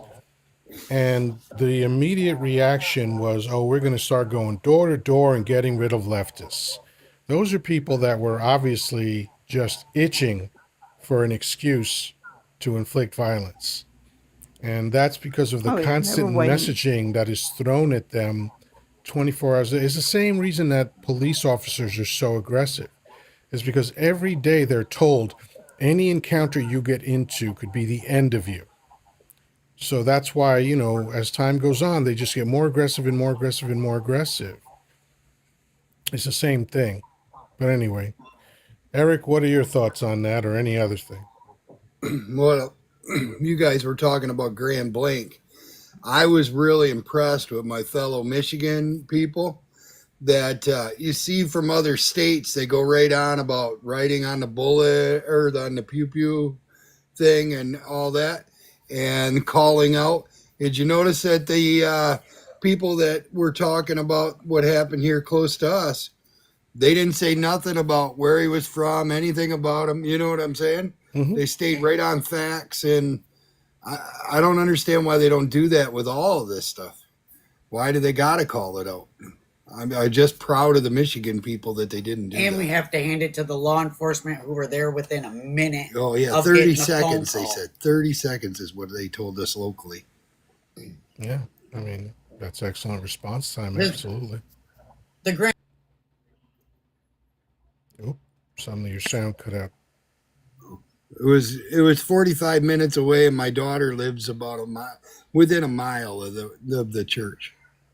Oh my gosh. Yeah, they Is didn't this have the those. daughter you've talked about before? No, my other daughter, the one that's level-headed. Yeah, that. But they didn't have no school today either. They kept all the schools closed, and Well, it's probably for the best. Yeah. I hate to say that. But yes, it's such a Yeah. disruptive thing. I mean, children now have to worry about getting backpacks that can stop projectiles. They have to do drills.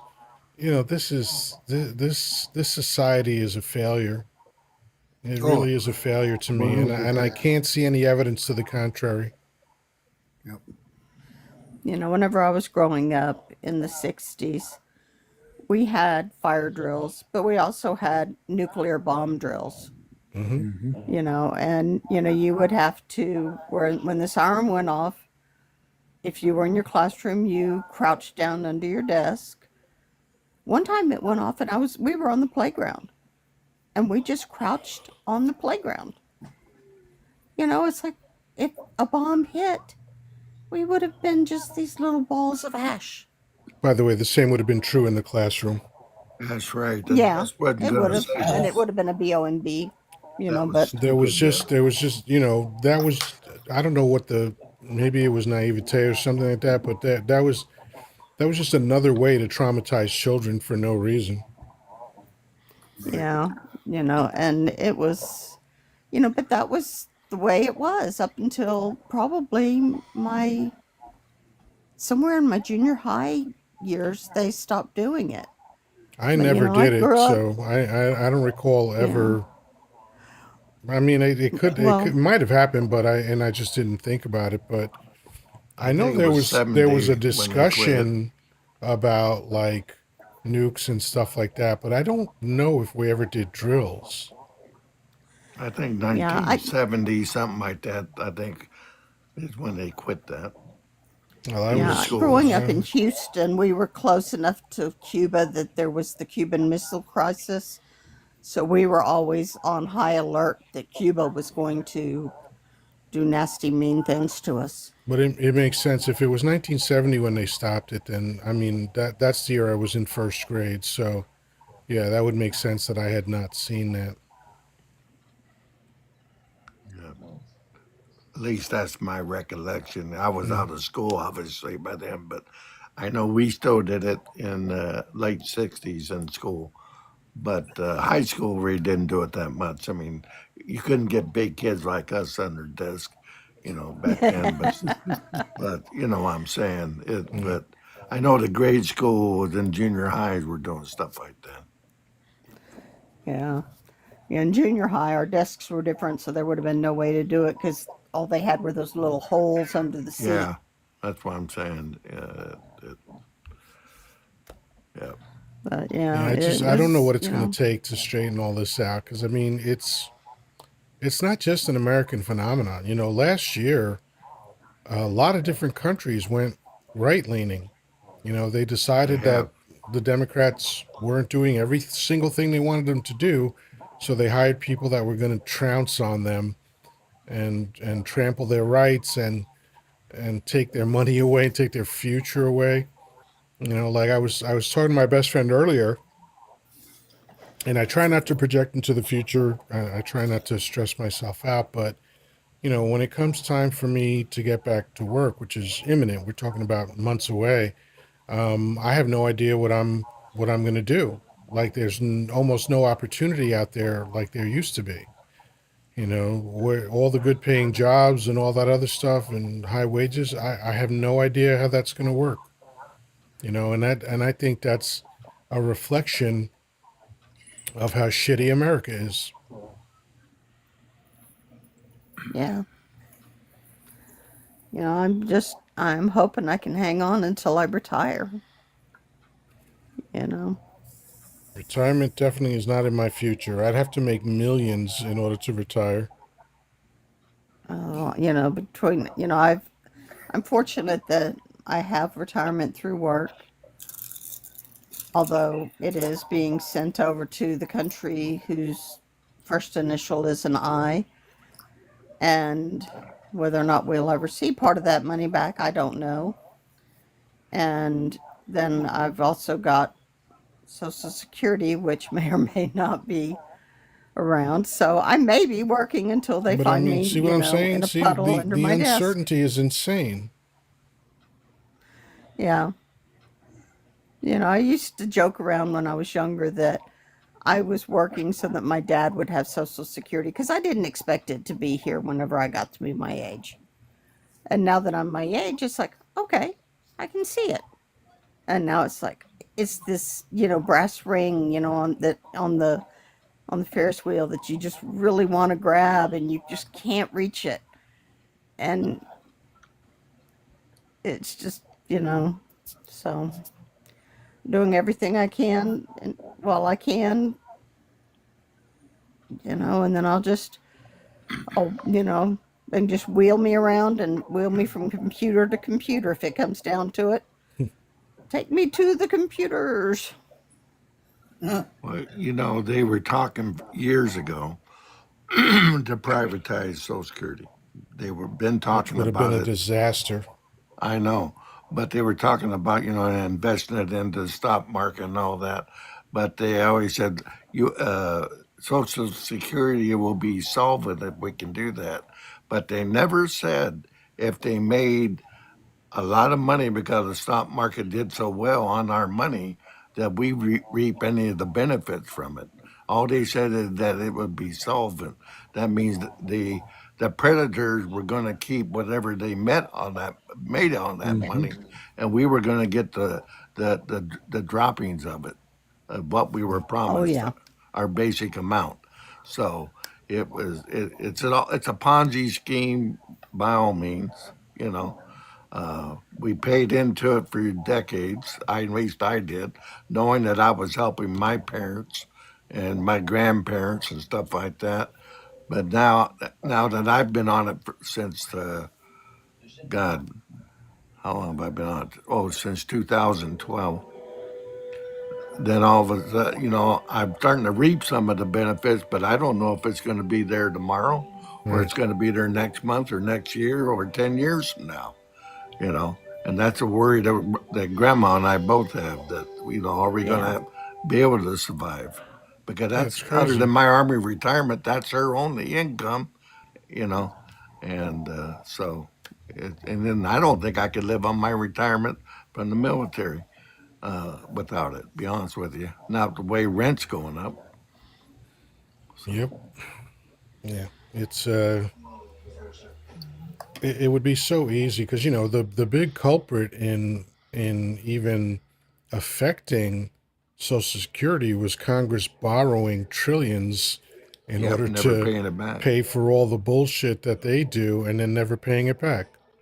Yep, we got IOUs that it's in the trillions of dollars that they I think own it's Social over two Security. trillion at this point, maybe Yep, close to three. yep, yep, So, like that's pure insanity. So you just wrecked one of the most successful systems in American history, and you're blaming immigrants for it?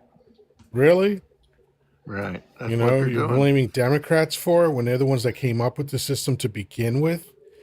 And even Reagan had to explain to people, no, that Social Security is fine. It has nothing to do with your taxes and all that stuff. It's just, he literally had to go on television and explain to dumb Americans how Social Security worked, and then we just Yep, went ahead and fucked it up anyway.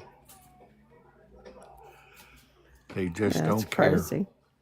And by You the know. way, if it had been privatized during Bush's administration, because that's when they really started Yep, ratcheting up talking about it, by yep, 2008, 2009, that would have been disappeared. Social Security would have been gone. yep, Oh yeah, the housing market crisis and everything. The recession. Oh yeah. yep. I lost my house in 2009 in Colorado during that. I was Oh upside down man. so bad that I had to walk away. That It's stinks. just the way it was. And then I ended up moving in a duplex. Wow. So then I moved back out here, and of course, Yoda's been to my home. He knows where I live at now. But it's better than living on the street.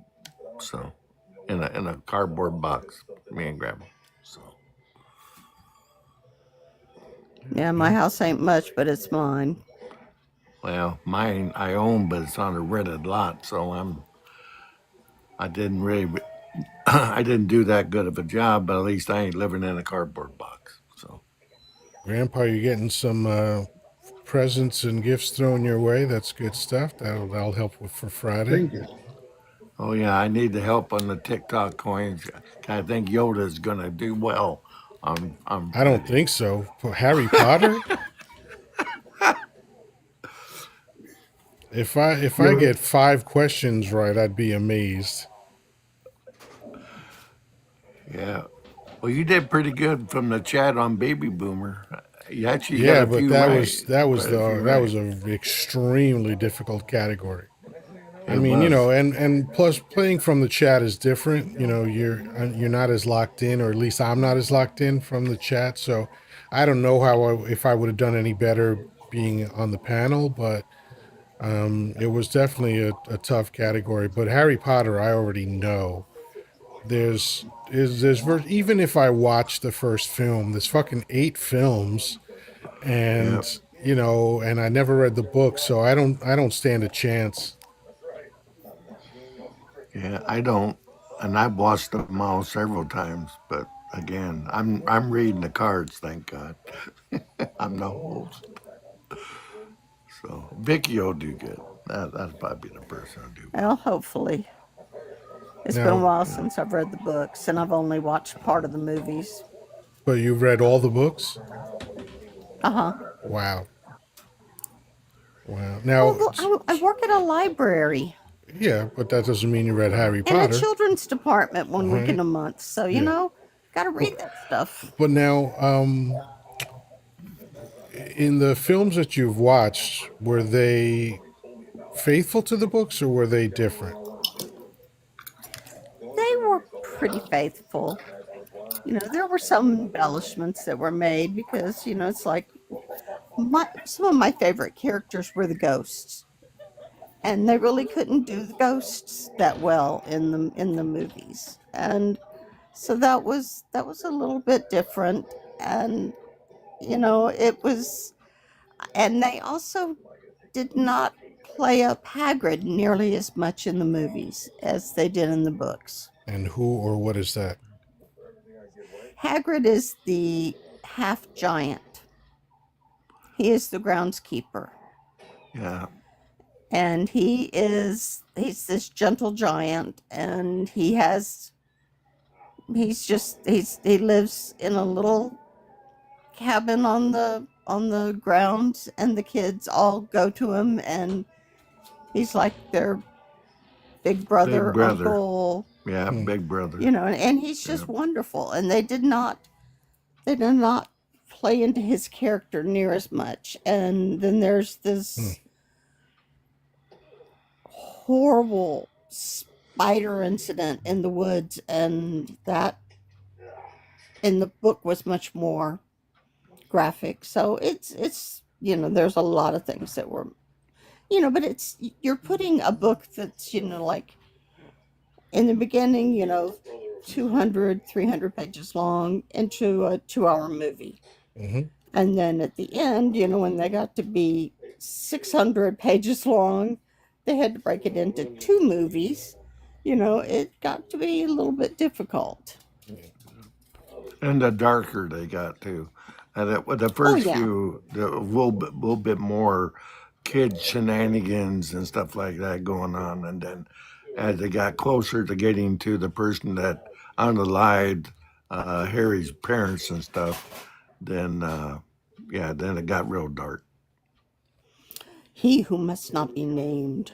That's right.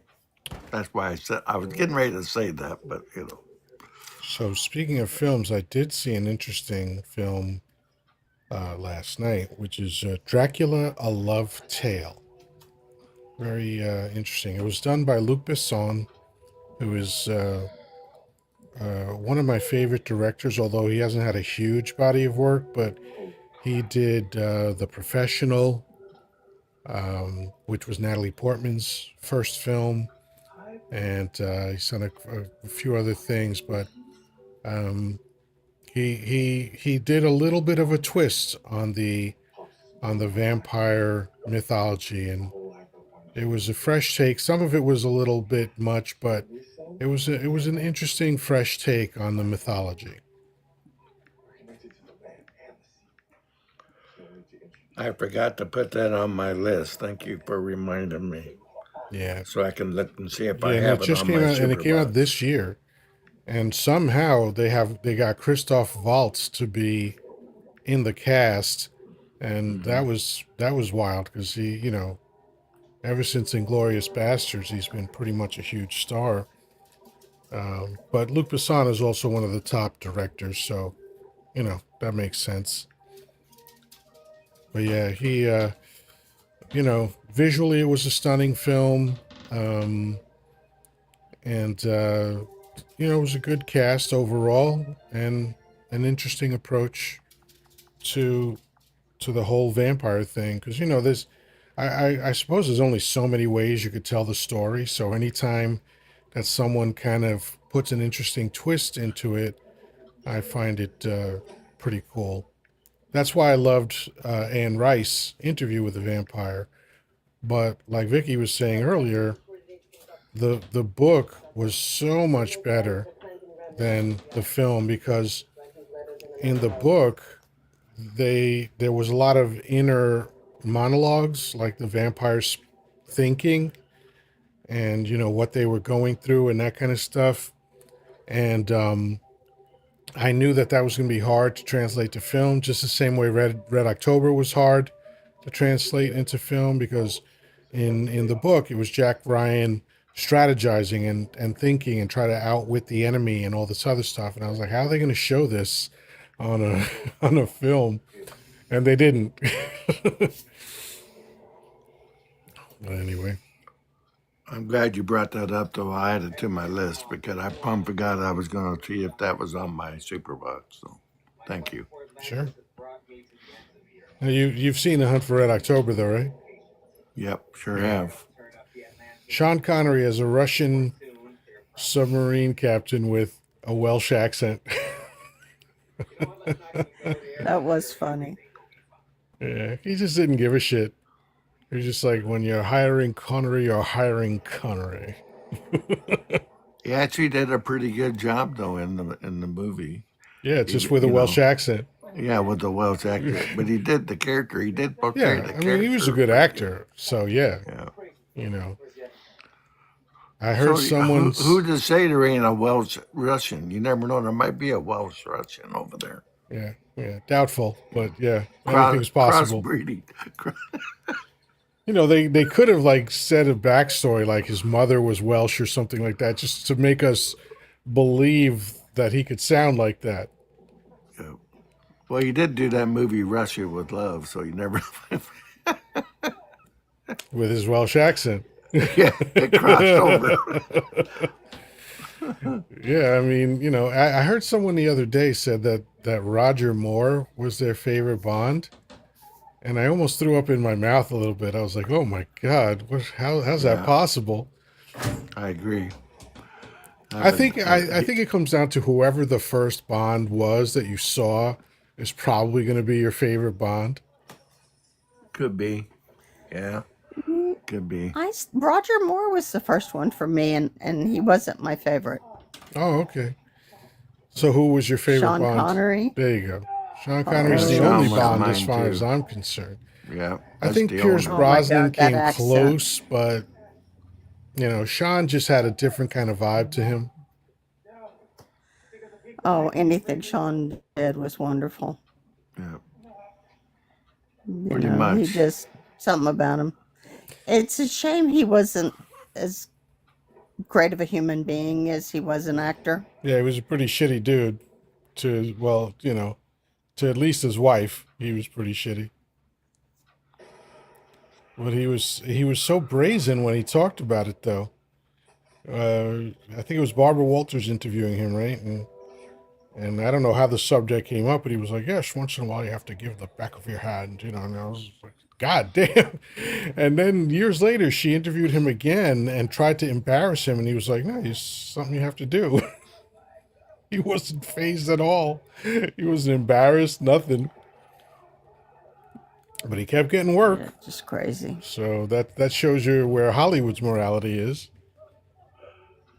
Or was. Oh, it's still there. But then Mel Gibson does the same thing, and he's, Did he? I don't remember him abusing his spouse, but I didn't follow I that thought he stuff. did. Oh yeah, maybe, I don't know. It very well could be. Yeah, I have no recollection of that either. Yeah, I but that think he wouldn't- did. I know Mel was accused of some pretty bad stuff. Well, he said stuff about Jews when he was drunk. You know, But yeah, I mean, I think it was some personal stuff too. he referred to the police officer as sugar tits. Oh my! Oh man, but Oh, yeah, my and God. again, I never follow that shit closely because it's like, unless it's something heinous, then of course, But yeah, I just don't remember.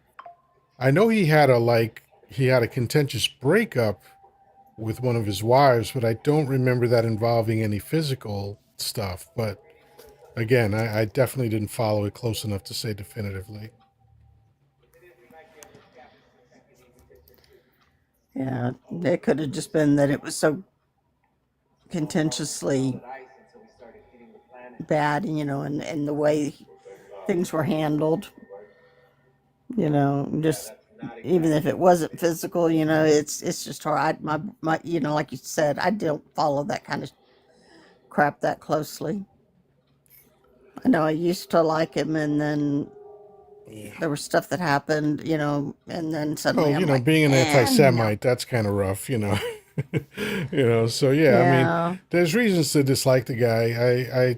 I think though, and again, I have no idea who this guy is. I'm not connected to him in any way. It seems like that experience kind of changed him, and he rededicated himself to, like, not drinking and being better in life. But I don't know what the story is with him. He did do some like B-level films though that were pretty good. He did one where he played Santa Claus, but it was like Santa Claus meets Lethal Weapon kind of thing, and that was pretty I, interesting. I think I saw it. Yeah, I don't even remember the name of it, but I don't either. Yeah. Mel Gibson as Santa. There's a time when all we saw was action movies. Just saying what women want. Come on, that's ridiculous.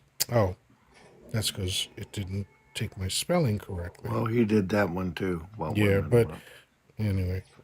Oh, fucking That hell. was not a great movie of his. No, it was kind of dumb. Yep. Hey, all you Ah, people are Fat Man. It wonderful was called people. Fat Man, Oh yeah, that's right. and it came out in Yeah, 2020. Oh, All go you ahead. people are Oh, I wonderful didn't. people, but I'm going to go take a shower, and I love spending time with you guys. Thank you for letting Oh, me come up. Me thank too. you, I of love course. being. Pleasure Yeah, having you here. Have a great night. you you too. too. Good night, Make Jane. sure Good you night, scrub Eric. all the naughty bits and everything in between. What's that old Good joke, night, Danny? Jane. It's my soap, it's my water. I'll wash my dick as fast as I want. That's right. I was going to tell Oh, him that I don't remember where Eric lived at, but I was going to tell him that Michigan will appreciate it. He was going to Yeah. go take a shower. And Jane 46, I believe, is his wife. So have a great night. and she laughed. Yeah, there you go. Good. All right, good stuff. All right, I think we could wind this up. That's why he went to go shower. She wants to shower too. That was, There you go. Smart move. yeah. Smart move. Save I water. heard a female comedian. I forget which one. She was saying that when you take a shower with your boyfriend, your tits will never be any cleaner than they are.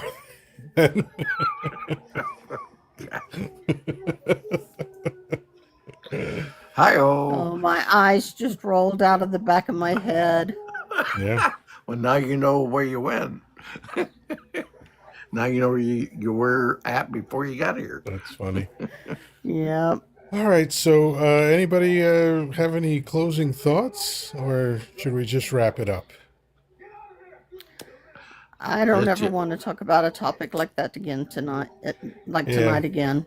Well, I can't promise I won't bring one up, but I'll understand if you don't decide to chat about it. Participate. That's perfectly reasonable. We all have to figure out how to reach equilibrium in all places. Okie dokie. Well, thank you very much for having me, and Absolutely. Have a good and night, sis. Have a good night. you too, Danny. All right. Good night, Yoddah. All right. And Danny, any final thoughts? Well, I'm sorry I upsetted your other person on the panel, but again, I said what I said, and I ain't taking it back. That's just the way it is. That's my Yeah. opinion, my right, and Yeah, and I and served, you know, and he and didn't. it's the kind of thing where, like, I understand where he was coming from, but when we were like, "Hey, man, could you not do that?" He still kept doing it. Yeah. And then then I wound up muting him for the rest of the live, and then he requested to come up like 7 times in a row, Right. and like three of them were after, or 3 or 4 of them were after I said I'm not going to have you back up. Right. And it's like, why? What do you not have impulse control? Like, figure it out. You're done for the night, and that happens sometimes. Sometimes you just got to like chill out for the rest of the night and then come back another time and regroup. And now, I might unblock him, but I was getting annoyed at like, he constantly was Well, asking me to come up. Like, what are you doing? I went to my followers list and he's not on my list, so I was going to kick him off. But because I have no time for people to tell me something like that. Ah, I'm yeah, done. that's crazy. So That's he's, crazy. yeah. So guaranteed, if he comes into my life, he won't be there long. Yeah, and that makes So perfect sense. That makes that's perfect just, sense. I hate to be that way. I'm pretty fair minded most of the time, but he punched the wrong button. Yeah. So, so Oh, I'm with you. anyway, I'm with you. I mean, I don't, I I can't understand the motivation behind talking to a veteran like that. Like, especially if you're not a veteran. Like, my thing is, how about you just say thank you and shut the fuck up? Don't give any other opinion about whatever conflict they were in, because it's none of your fucking business. Don't tell them that they're wrong for thinking the way they think. You know, it's none of their business. You have earned your opinion, and you're allowed to speak it. Certainly, anytime I'm around, you're allowed to say it. And you don't well, need any one of us to give you that fucking permission. You can say whatever the fuck you want about your experience there. all he said was, "Is I'm thinking about Vietnam because he like yada yada yada," and I said, "Well, I certainly wouldn't be my choice to going back there after Right. being there uh, during the time I was there." And that's when he started interacting with me. And then, so I'm figuring this is what it was. And he's not here, so he can't stick up for himself. But obviously, he has a girlfriend or had a girlfriend that was Vietnamese and whatever. Well, that's all good. I never messed around with those women over there because I was fighting a war. I didn't have time for that crap. But I don't know if I would have. Maybe if I got to know him differently, I would have. But however, I didn't. So, but if he had a girlfriend like that or a wife like that or whatever, that's if I insulted him there that way, that's on me. But the way he kept at me about that, and then to contradict what I said. I didn't say I didn't want him here. I said I didn't like him here. Right. He didn't hear me correctly. Yeah. So, but he had to keep it up in the chat. And I just, anyway, I didn't mean to disrupt the live with You that. didn't. So, You didn't disrupt the life. Because like I've said this many times before. Like, if I don't like what's happening, I can shut it down instantly. I can remove all the panelists. I can end the live if I want to. So like, if somebody gets upset by something, I get it. Sometimes we talk about shit that's very charged and very emotional, but it doesn't bother me. Like, people getting upset doesn't bother me as long as they're not being assholes about it. hmm If but like, this guy started to be an asshole about it. So, yeah, so I'm not he gonna, did. and I'm not bothered by the fact that he did that, but I got rid of him because he was being insulting for no reason. So, like, get lost. So, Yeah. in my opinion, you have nothing to apologize for. Well, I just knew when he started saying all due respect that mean fuck you, and and I was if you hadn't I swear to God, if I was a mod on this page, I'd have dropped his ass long before Yeah. that. But that was me. So, but anyway, I'm not a mod. That's probably a good thing. So, Yeah, I don't have mods yet because the crowds aren't big enough for a mod. Well, But I'd be your number of one mod course, if you ever of desired course, one. So you're the first one I'd go to. But yeah, anyway, so folks, follow Danny, a man of honor, a man who served his country faithfully for 22 years. And he has live shows Mondays, Wednesdays, Fridays, 6 p.m. Eastern. Normally Monday and Tuesday, it's topical with a positive spin. What could we do to make positive changes? And on Friday, it's the most fun you'll ever have on social media, Trivial Pursuit with Danny. So check him out. If you're not following him, then make sure you're following me so that when I go live on Fridays on Danny's Live, then you can jump in there. But you won't regret it. It's all good stuff. and be sure to follow Yoda on the tube. Yeah. Because I'm on the tube. I'll be on the tube here shortly myself, and I'll guarantee you'll find both of us. It's exciting stuff. I'm looking forward to seeing that. So I'm is going it to need a are lot of you help are you figuring that basically out. just like talking into the camera and giving your ideas about stuff? I don't know yet. That's why I said you and I are going to have to brainstorm that Yeah, because I'd be happy to. I know that you're doing content on there. Plus, your show is simulcast on Hmm. there, Yeah, and I've been I'm on hoping for I over can do. 5 years, so I Yeah, know. I'm hoping I can do the same thing. Yeah, But again, you're talking to a guy that's looking at the headlights like a deer, and I don't know where I'm going. So I want to well, be the thing talking the to you. thing that's great is that, and we'll get into this in more detail, but even if you decide not to simulcast, you'll still have content to put up there. Yeah, but like I said, I got to have a place to put it because I don't want to put it on my personal one that I have on Hmm. there now. But I want to keep them accountable, and I Yeah, got the that's just okay. creating a new account. That's easy enough to do. Yeah, Yeah. and I got the okay from AC because I looked at the way of positive change, and it's already being used by a gal, a tarot card reader named Lori. So I have to. I can't use that. So I asked him, and there is no keep them accountable. So Interesting. All right. that's All what I right. So want it to do. sounds like we need a new logo. All right. Well, I got a couple, but we'll look at. Yeah, we got the original KTA logo too. He said I could use everything. All So right. Well, we'll take a look. We'll see what happens. yeah, All but I right, do want to folks. get a hold of you, and we can Yeah, yeah. barnstorm this. So Absolutely. Absolutely. Anything I know, I'm happy to share with you. I appreciate it. All right, Thank Danny, as you. always, thank you so much for contributing to my live shows. They're never the same without you. So I always appreciate having you up there. Until we chat again, have a great night. Thanks. Have a good night, brother.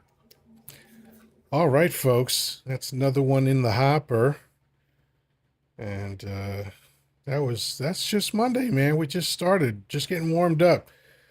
So I'm here Tuesday through Saturday, and I believe, let's see, Wednesday's the first, or is it Thursday's the first? I forget, but I think October 1st, I'm going to start going live twice a day. Um, I have a feeling that my morning lives will be a little bit goofy because I'm not going to be fully awake, but I'm going to start going on at 10 a.m. and at 10 p.m.